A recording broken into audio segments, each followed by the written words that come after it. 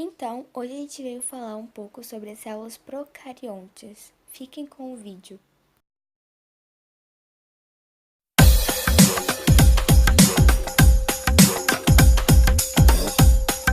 Vou falar sobre a teoria das células.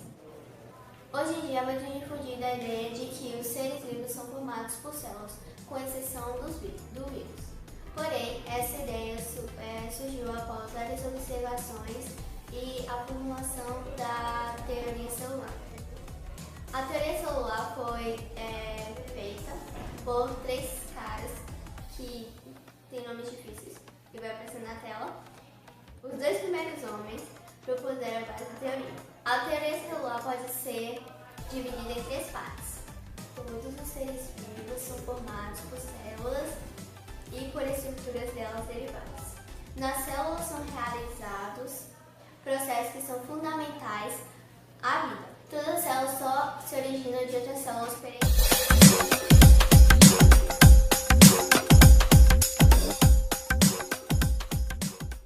As células foram descobertas através de um microscópio pelo cientista inglês Robert Boyle. A partir de uma examinação de um pedaço de cortiça, eles descobriram que esse pedaço tem a função de proteger os troncos das árvores com o microscópio. Com isso, eles descobriram que existem pequenos buracos nas células mortas. As primeiras células haviam surgido na Terra há cerca de 3,5 bilhões de anos. A teoria da panspermia cósmica propõe que os seres vivos não se originaram na Terra, mas em outro local do espaço sideral foram trazidos por meteoritos. Apesar dessa teoria não se esclarecer como a vida surgiu, ela passou a ser defendida por alguns cientistas após a descoberta de moléculas orgânicas em meteoritos que caíram no nosso planeta. Acredita-se que no início da formação da Terra, a temperatura era muito elevada e os vulcões expeliam diversas substâncias na atmosfera. Além disso, a Terra era atingida por muitos meteoritos que possivelmente transportavam grande quantidade de água. Com a alta temperatura, a água evaporava, então formavam-se densas nuvens que produziam chuvas intensas e com muitos raios. Mas, como a superfície do planeta era muito quente, a água evaporava imediatamente. E devido a esse ciclo de evaporação e precipitação, após milhões de anos, a Terra se esfriou, então a água da chuva passou a acumular nas depressões do relevo e formando os primeiros oceanos. A energia das descargas elétricas dos raios e da radiação do Sol favoreceram reações químicas entre os gases que formavam a atmosfera da Terra primitiva. Provavelmente foram essas reações que deram origem às primeiras moléculas orgânicas simples, como os aminoácidos. Com base na teoria formada pelos pesquisadores Oparin e Haldane, essas primeiras moléculas orgânicas teriam se agrupado formando moléculas maiores, como os polipeptídeos. As macromoléculas em solução teriam formado estruturas com o interior isolado do resto do ambiente, os coacervatos. Alguns cientistas acreditam que o primeiro ser vivo tenha se originado quando os coacervatos adquiriram certa complexidade, como a desenvolvimento de material genético e capacidade de reproduzir. Esses primeiros seres vivos provavelmente eram unicelulares semelhantes aos seres procariontes. Eles são considerados os ancestrais de todos os outros seres vivos que surgiram por meio de um longo processo evolutivo.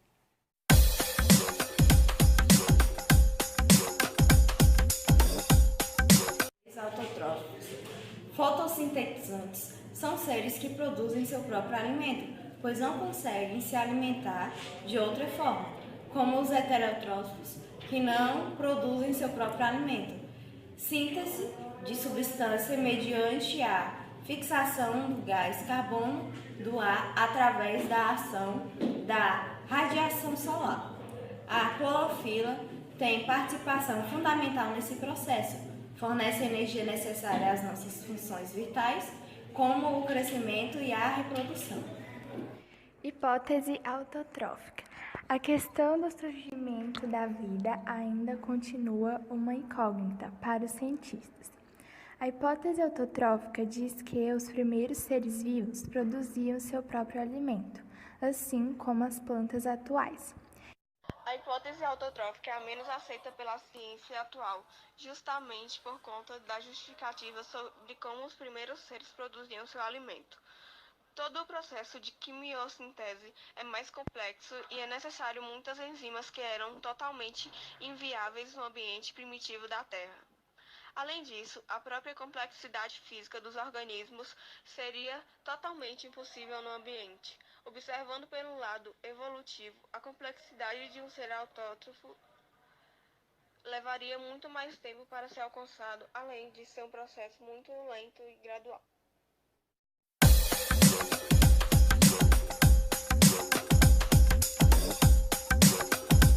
O surgimento das células procarióticas. Os primeiros seres vivos eram provavelmente muito simples e assemelhavam-se aos procariontes atuais, com os seres unicelulares de estrutura mais simples, com material genético livre no citoplasma, sem o núcleo individualizado. A teoria endossimbiose fala que as células procariontes primitivas faziam sucessivas simbioses e que, por razões desconhecidas, algumas acabaram não sendo digeridas por seus predadores e permaneceram em seu interior usufruindo da abundância de compostos semi-digeridos presentes no citoplasma dessa célula.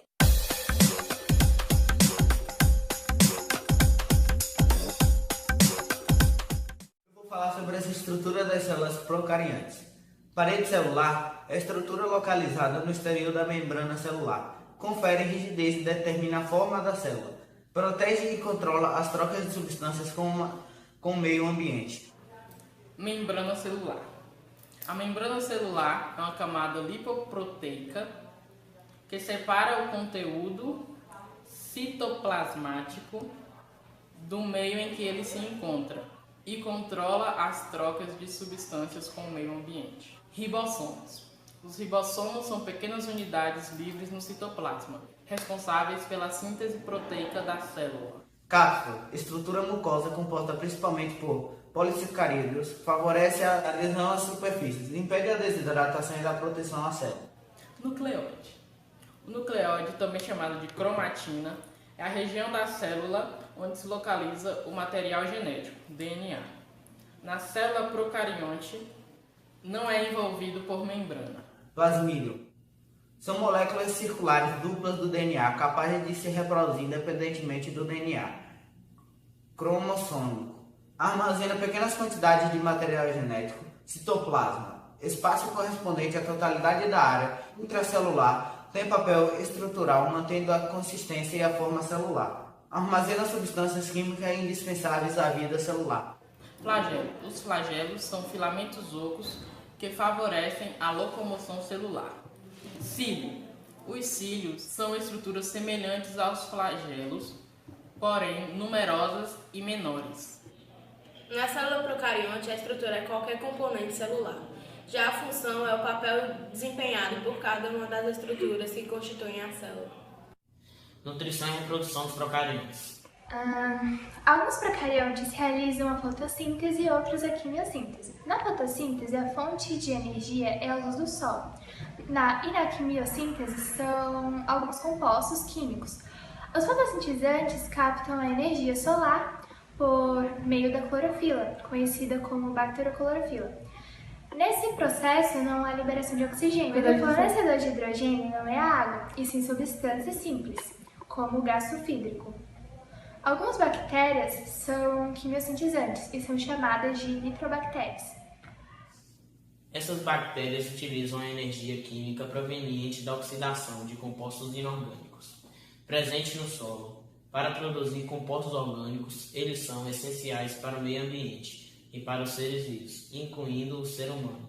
Esse grupo de bactérias realiza um papel importante na reciclagem do nitrogênio em nosso planeta. Contudo, a maioria dos procariontes são heterotróficos por absorção alimentar, alimentando-se decomposição de matéria orgânica ou parasita seres vivos. As bactérias são organismos unicelulares procariontes, ou seja, que possuem apenas uma célula. As bactérias estão divididas em cocos, que está subdividido em diplococos, streptococcus, sarcinas, tétrade, estafilococcus. Bacilo. Streptobacilos, flagilado, esporos, vibrião, espirilo e espiroquitas. A seguir, veremos algumas delas. Coco é uma bactéria. Ela tem o formato de uma bola, é um formato esférico. Bacilos. Algum de vocês já deve ter tomado leite que continha lactobacilos. Então, bacilos é uma forma é uma lactose. Um exemplo de bacilos é Escherichia bacilos e Clostridium. Tem outra bactéria que o nome dela é espirilo. Os espirilos são bactérias que contêm lados opostos. Ela parece uma forma cilíndrica. O vibrião, ele parece uma vírgula. Tem o formato que ele parece um micróbiozinho com aquele meio que um rabinho. Diplococos são duas bactérias em formato de cocos. Duplococo tem dois formatos esféricos. Então, um exemplo seria duas bolas.